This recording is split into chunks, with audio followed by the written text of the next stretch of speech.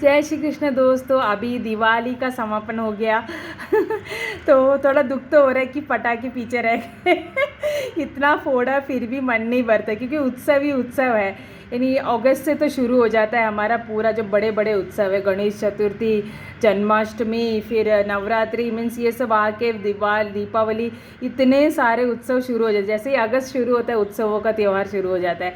तो ऐसे नहीं कि सिर्फ यही त्यौहार है, हमारा तो हर दिन त्यौहार है, हर दिन उत्सव है, क्योंकि हम सनातन है। सनातन में तो हर एक दिन एक उत्सव है। जैसे कि आज मंगलवार है तो हम पूजा करते हैं बजरंग बली की, हनुमान जी की, तो हम पूजा करते हैं ना, वो भी एक उत्सव नहीं लगता? क्योंकि हम दिए जलाते हैं, दिए प्रज्वलित करते हैं, उसमें फूल रखते हैं, फल रखते हैं, और ये जो पूजा है वो भी एक उत्सव नहीं लगता? मुझे बहुत अच्छा लगता है पूजा करना।